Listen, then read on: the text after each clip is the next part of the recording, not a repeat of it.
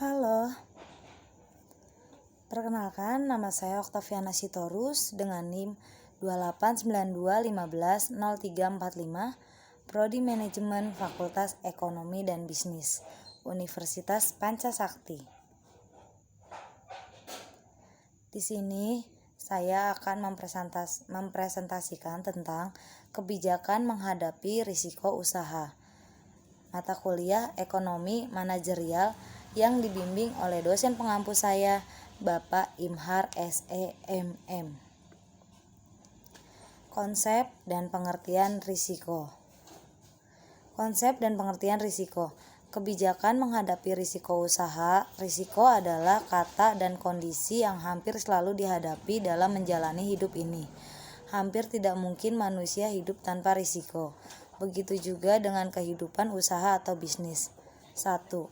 Konsep dan pengertian risiko. Pengertian atau definisi risiko dari berbagai sumber pendapat para ahli. Risiko adalah ketidakpastian mengenai sesuatu, kejadian yang tidak diinginkan, sesuatu yang terjadi di luar tujuan semula, kemungkinan terjadinya sesuatu yang merugikan risiko. Risiko adalah kejadian yang tidak diinginkan merupakan bagian dari kehidupan yang dapat terjadi, tetapi tidak selalu dapat dihindari. Part of business which could be unavoidable. Maka risiko investasi adalah tidak tercapainya tujuan semula atau tidak terjadinya manfaat yang diharapkan yang ujungnya adalah kerugian atau pemborosan.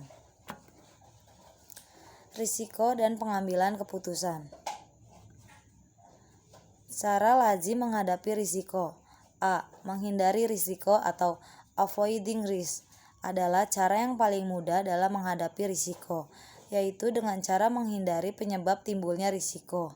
Hanya saja perlu diingat tidak semua risiko dapat dihindari, karena risiko adalah bagian dari kehidupan.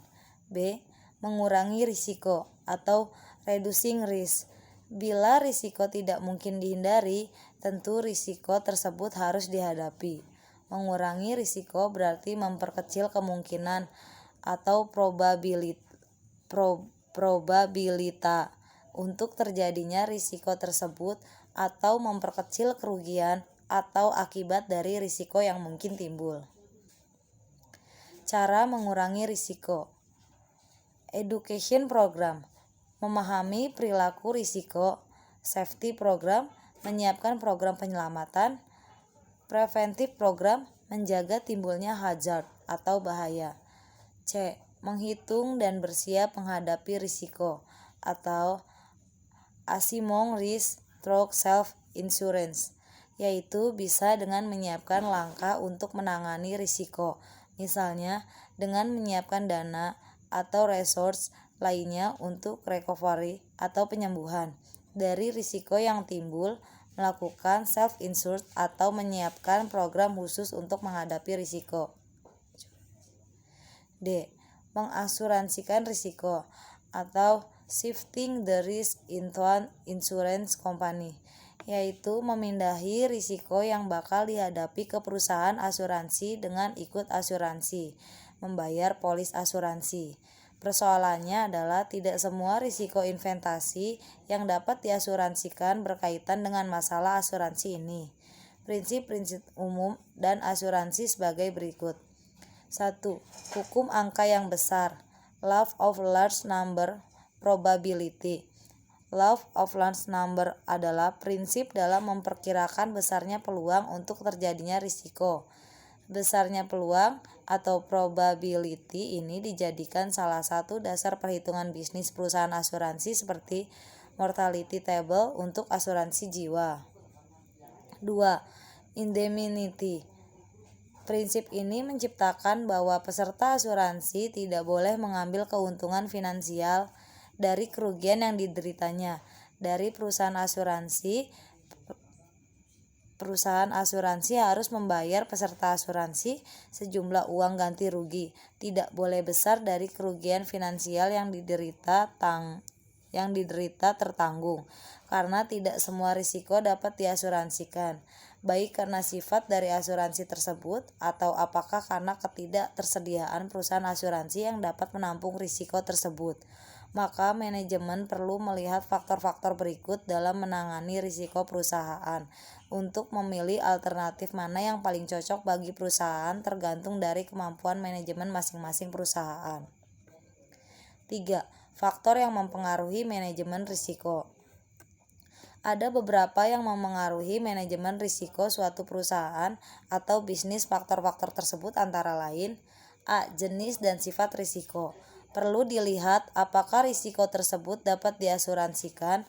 Bila risiko tersebut insurable risk, maka ada pilihan untuk ikut asuransi dalam manajemen risiko. Namun, bila termasuk uninsurable risk, maka tidak ada pilihan untuk ikut asuransi khusus untuk risiko yang dapat diasuransikan. Ada beberapa persyaratan yang harus dipenuhi oleh risiko tersebut, yaitu: 1. Peluang terjadinya risiko tersebut harus dapat diperkirakan. 2. Besarnya kerugian yang timbul oleh risiko tersebut harus terukur. 3. Risiko atau kerugian tersebut terjadi tidak direkayasa. 4. Risiko atau kerugian tersebut tersebar luas di semua wilayah. 5. Perusahaan asuransi berhak untuk menerima atau menolak risiko yang akan diasuransikan. 6. Perusahaan asuransi dapat menolak untuk membayar risiko yang terlalu kecil sehingga biaya memproses tagihan lebih besar dari tagihan. Oleh karena itu, biasanya timbul deductible atau pengeluaran dari insured bila melakukan tagihan. Sebaiknya risiko yang tidak dapat memenuhi kriteria risiko yang dapat diasuransikan dimasukkan ke dalam kelompok yang tidak dapat diasuransikan.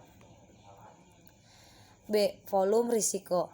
Makin besar risiko yang bakal dihadapi manajemen, cenderung memindahkannya ke asuransi selama risiko tersebut termasuk insurable risk. Namun bila termasuk uninsurable risk, maka tidak ada pilihan untuk ikut asuransi. Sekian presentasi dari saya. Mohon maaf apabila ada kesalahan dalam penulisan dan pengucapan. Terima kasih.